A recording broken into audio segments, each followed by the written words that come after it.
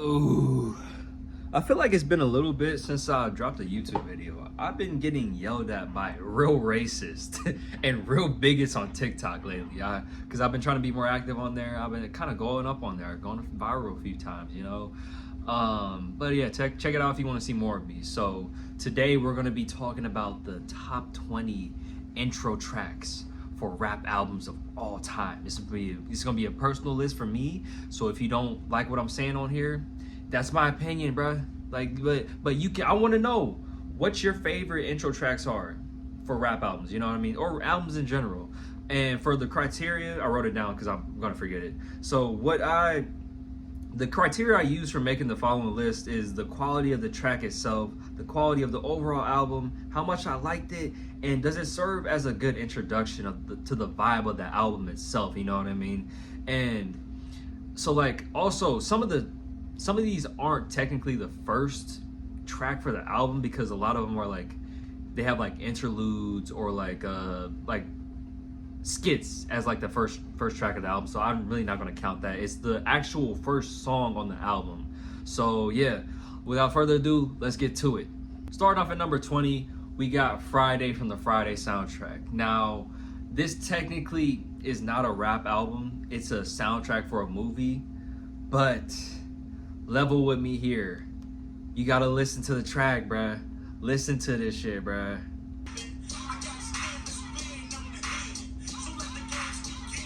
Yakety yak. Oh my god. Like, bro, it just really cranks, bro. That shit is so hard, bro. And you can be mad, like I said, you can be mad that I chose this as a pick, wasting one of my picks, but I don't care. Really, really fire, bro. Really, the whole soundtrack for the Friday movie, really good, bro. Like, yeah, Mary Jane, Keep the Hedge Ringing, Take a Hit, Hoochie Mama, you know, it's really good, bruh. At number 19, we got Chicken Head by Project Pat on his album Mr. Don't Play. I don't know if it's an album or mixtape. Either way, Mr. Don't Play. So, this is a really fun track, bruh, and it's a real classic. Like, I feel like everybody and their mama know Chicken Head. Like, bald head, scallywag, ain't got no hair and bag, you know? And, like, the chorus is bark, bark, chicken, chicken. That's just real fun, bruh. Like, from the beat to the flow to the lyrics, everything about it screams, like, real fun times. Real laid back, you know what I mean? And is he being misogynistic and, you know, texturist? Absolutely. Doesn't stop it from being a fun track, though. And like, to me, it's really dope, and it honestly, I feel like it would make the list even if the whole project was bad, you know what I mean? Because it's just that good and that much of a classic. Do you want to say hi to the people? Come here. Come here. Come here. What are you doing? Come here. Say hi. Okay, dude. Holy shit. At number 18, we got I'm Bad by LL Cool J on his album Bigger and Deffer. So this is a really classic track from LL, and honestly in all hip-hop history, you know what I mean? And to my best knowledge and best memory, I think this was like the first LL Cool J song that I remember, because like my mom loves this song. It's either this one or what's shit? The one where he's like, I'm gonna knock you. Mom said knock you out. There we go. Shit. But yeah, like the song itself, he the way he attacks the beat makes it seem like he's really larger than life, and you're looking at him from like an ant's perspective. Like you feel really small in comparison to him with like how he raps on the track. And the music video itself, bruh, music video is super classic. So I feel like I had to put it on the list. At number 17, we got Busy/Sirens by Saba on his album Care For Me. This is such a good song, such an amazing song, bruh. And I needed it in 2018 so badly because I was at a point in time where I was like really depressed and grieving the death of my little brother. And this song, and honestly, all of Care For Me got me through it, you know, like it really has a special place in my heart. The track really feels like it captured the vibe of looking out the window of a city bus or like on a subway and you're just listening to music. That's literally what this track feels like, you know what I mean? And I I really don't know what else to say about this track other than the fact that I really enjoy listening to this, even to this day. And I feel like that's enough for it. At number 16, we got I Ain't No Joke by Eric B. and Rakim from their album Paid in Full. I really felt like I had to put them on the list, and like this track specifically because it's so important to hip hop, right? Eric B. and Rakim are so important to hip hop because they were kind of like the early domino pieces that fell in order to set things off in the future, like in the 90s, like the golden era, you know what I'm saying? And it's just a timeless classic, bruh. Like, you can spin this today and people will still mess with it. Like, your uncle will gladly slip a disc trying to break dance just because, like, he doesn't care. He won't care because it's like, I gotta feel this feeling I was feeling back in the day, spinning on cardboard, you know? It's such a great track, bruh. At number 15, we got Straight Outta Compton by NWA on their album Straight Outta Compton. So this song is essentially the origin of scaring white people music. Like, don't get me wrong, I know that the NWA and this album and track aren't the first song to talk about violence against like white people and police, but they were one of the most controversial ones. They did their big one with being extremely controversial, you know what I mean? And this song is really a Caucasian's nightmare because it's just a bunch of young black men talking about guns, violence against police and white people, and just being loud and cussing. You know what I mean? Like, it don't get no scarier than that for every Tom, Dick, and Harry out there. And also, Straight Outta Compton serves as a tasty appetizer to what's to come on the album, because right after this track we get Fuck the Police, which is an even more controversial track. At number 14, we got Palace by A$AP Rocky from his album Live Long ASAP. Now, I will be honest, I do think that this track is a little bit weaker than some of the songs that came before it, but I feel like its connection to one of A$AP Rocky's best projects kind of carries it. And that's why I can't really put it any lower or any higher on the list, you know what I mean? And like, there's just so much nostalgia in this album, bruh. Like, I'm thinking back when I was in the field, like running around playing football, you know, just doing drills in the hot ass heat. It brings me back to those times, bro. And for that reason, I have to put it at this placement. And really, like, Rocky went on like a pretty much like a 10-track run on this album where it's just like hit after hit after hit, bro. Like, it's such an amazing album, bro. And this I think it's a solid opener. At number 13, we got Ambitions as a Writer by Tupac on his All Eyes on Me album. This song is a classic, and if I really wanted to leave it at that, I could, and a lot of y'all would understand. But the song, like, the beat is so simple, and it feels like really predatory, like somebody's behind you, like you creeping up and rolling up on somebody, you know what I mean? And All Eyes on Me is it is Pac's most popular album, and it's because of tracks like this song, How Do You Want It, and my personal favorite from the album, Shorty Wanna Be a Thug, are the reason for it. And this song does a really good job of letting you know what you're getting into for the rest of the album. Like, it's a real good teaser, you know, a good, real good intro. But the only reason why it's not higher in the list is because of this video right here. Are you okay? At number 12, we got Intro by J. Cole from his 2014 Forest Hill Drive album. And there's just something about the intro to this album that makes you feel so nostalgic, like from the piano to the saxophone to Cole's voice. Everything in this track feels soulful and just warm, you know what I mean? Like, the vibe of the track feels like you're walking home from an overnight shift at Amazon, and the closer you get to home, the closer you get to seeing the sunrise, you know what I mean? And as soon as you pull your key out, right, and put it in the door, the sun just peeks over the horizon and you start seeing the pink, orange, golden hues from the sun, you know what I mean? And it's just a really beautiful, soulful, warm track, you know what I mean? It's one of Cole's best, I don't know if it's his best songs, but it's up there, you know what I mean?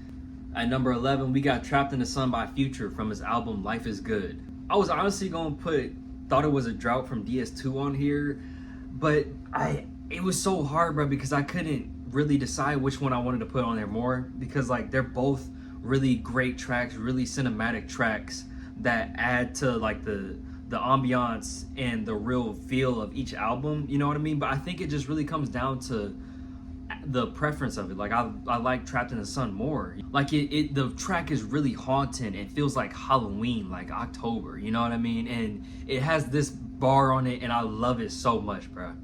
I got dope in my blood, it's for the promethazine. You need some Molly in your drink to boost your self-esteem. And it's so real, cause you really need Molly in your system to boost your self-esteem, to really feel like me. And even then, when you got it in your system, it's not the same, cause I'm like this sober, I'm like this naturally. Like I feel this bar spiritually, because it's like we in different brackets, bro. We not on the same level.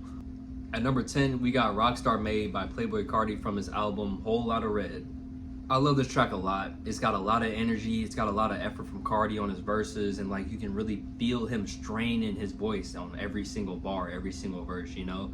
And it's just some real rock star shit, man. Just it makes you feel a lot of energy. It makes you want to get up and move and lift some heavy shit, you know? And I was gonna put Long Time from Die Lit on the list, but then I remembered how influential Whole Lotta Red was and is to this day. And like Carti had a whole bunch of grown men dressing like some emo twinks. Like you can't deny Carti's influence, because he's got so much, like, for lack of a better word, aura and presence, from like musically and just like performance wise whenever he's performing these songs live. At number 9, we got Excursions from A Tribe Called Quest on their album The Low End Theory. I love everything about this album and this track in general, and I feel like it's a really good intro to the Low End Theory, and also serves as a good introduction for myself as a kid to A Tribe Called Quest, because this was the first album of theirs that I fully listened to, like, as a whole. And like my dad loves Tribe, and when he introduced me to this album, it just stuck with me right away, and that it will always have a special place in my heart because of like that sentimental, nostalgic feeling to it. And it's just a quality album, a quality track, bruh. It's got a great beat to it, like the drums and the bass, and Q-Tip is really flowing on this motherfucker. At number 8, we got BPT by YG from his album My Crazy Life. This is an incredibly special track. Like, it's so excuse me, damn. It's so LA, it's so Compton, it's so West Coast, so hypnotizing, bruh. Like, really hypnotic. Like, it feels like you're a Cobra in front of a flute player, and he's just playing his flute, and you're just doing a little thing. You just want to bop to it, you know? And it feels like 20 gang members banging on you, fingers in your face, and you can't do nothing about it because there's too many of them. You know what I mean? It captures that vibe to it. And My Crazy Life is such a classic, and I feel like it's overlooked and isn't discussed enough, because it's essentially Good Kid, Mad City, but told from the perspective of a gangbanger, you know what I mean? And BPT fully gets you ready to be in that world, because it just jumps you into being a gangbanger in LA. And the album and this track is filled with a bunch of like menacing beats and just ignorance, and I love it. At number 7, we got No Label 2 by the Migos from their album No Label 2. This, I had to put this on the list because No Label 2 literally means so much to me, bro. Like, and it's because freshman year of high school, this was a soundtrack to my life. From walking to class, to roasting niggas at the lunch table, to football games and football practices, I was listening to this, just spinning it front to back. It doesn't matter. Like, and it's so 2014. And it's from like the production to the verses and their flows and the little sounds that everybody was using back in the day. It's just so nostalgic and so good. And it does sound dated, I'm not gonna lie, from the production, but the quality is so high and you just can't beat it, bro. It's a classic. No Label 2 intro track sounds so grandiose and so cinematic, and the Migos give their verses, and in between each verse, DJ Ray G just starts gassing up the Migos and starts talking his shit. I love it, bruh. At number 6, we got Tuscan Leather by Drake from his album Nothing Was the Same. I really don't know where to start with this track, because I feel like I had to put it on the list because he sampled I Have Nothing by Whitney Houston. And every single time I hear that song, I cry, bro. That is such a beautiful song, bro. Like, it's at the same point every single time where I start to cry, or T-Rap at least. Drake was really in his bag lyrically, and it's some of his best penmanship, some of his best delivery and best work, like in general. Like it's a top 5, maybe even top 3 track from Drake, in my opinion. It's just really good stuff, bro. And it everything about Drake, like all his positivities are in the song, like as a musical artist. At number 5, we got Wesley's Theory from Kendrick Lamar on his album To Pimp a Butterfly. Wesley's Theory belongs on this list not only because it's a part of the only rap album that's won a Pulitzer Prize, but also because it's the perfect opener for this album. Like, on an album that's filled with like pro-black messaging and positive affirmations for the black community, to start out with a intro track that includes that sample from Boris Gardner, George Clinton vocals, and heavy jazz influences. Perfect. Chef's kiss, bruh. Kendrick does give a good performance on this track, but for me, it's the instrumental that really does it. Like, it's such a sonically pleasing track. At number 4, we got Forward from Tyler, the Creator, on his album Flower Boy. For me, this is such a good opener because it starts out sounding like you're in a space that's devoid of color and just like lacks any kind of like vibrance to it. And then towards the end of the track, it changes, right? And it goes from being colorless to being extremely colorful sonically. And it feels like the changing from winter to spring where flowers start blooming, and it's very fitting because the second track is where this flower blooms. Flower Boy served as Tyler, the Creator's great shift to a lot of people, and it's because this album was so meaningful, so introspective and vulnerable, and he's discussing his sexuality and how he came to be okay with it and how he came to accept it. And I think that the majority of the track where it sounds dark and colorless represents where Tyler was closeted for most of his life. And the part where it's like colorful and the synths come in, that represents him coming to accept his sexuality and coming out of the closet. And this track is so intentional and perfect for the subject matter of this album. And for that reason, it deserves a spot on this list. And it deserves the placement of it. At number 3, we got What Up Gangsta by 50 Cent from his album Get Rich or Die Trying. This song is literally perfect, from the beat to the chorus to the verses, all of it just magnifique. And it starts out hard and fast, from like with like the beats and the horns, and you just get flashbanged by greatness. My favorite part of the song is when he says, "When gangsters bump my shit, do they feel my hunger?" And it's like, I know they do, 50. You know why? Because me as a civilian, I feel your hunger. So I know that real bangers feel it. They're ready to ride on somebody. You're honestly need to be arrested because you're probably responsible for a whole bunch of homicides, 50. And this album was so influential because it had every little black boy age 3 and up in beaters and do-rags and just ready to ride. You know what I mean? Like, it's just a generational album, generational track. At number 2, we got Torch by Schoolboy Q from Blankface. So the best thing, in my opinion, about Schoolboy Q's music is the fact that he's perfected the art of scaring white people music. Like, from his voice to his delivery to the beats that he chooses. All these things create a menacing aura that validates the irrational fears that white folks have of black folks. And Torch is the prime example of this because the ad-libs on this track sounds like the incoherent babblings of a crash out, bruh. Torch feels like a hood nigga seance where you're getting possessed by the spirit of ignorance, and it's really fitting for Blankface because this track feels like somebody's stalking you. Every verse starts out slow and it increasingly gets more menacing as it goes on. And whenever Q says, "Who needs a motherfucking friend? You see the motherfucking rims?" And then his voice gets distorted, it feels like the creeper finally caught up to you and has a gun to the back of your head. Met the devil in disguise.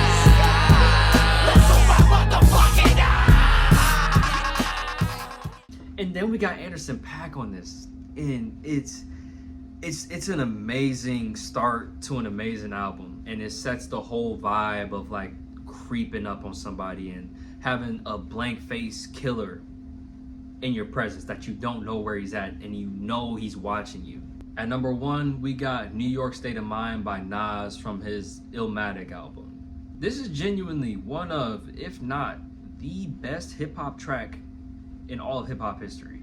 It's grimy, it's menacing, and the title of the track is very fitting because Nas is literally trying to put you in the mind state of a young black man in New York City in the 1990s, you know what I mean? Nas is able to paint a mental picture in your head because he's so good with his words, and his visual imagery in this song is done so well.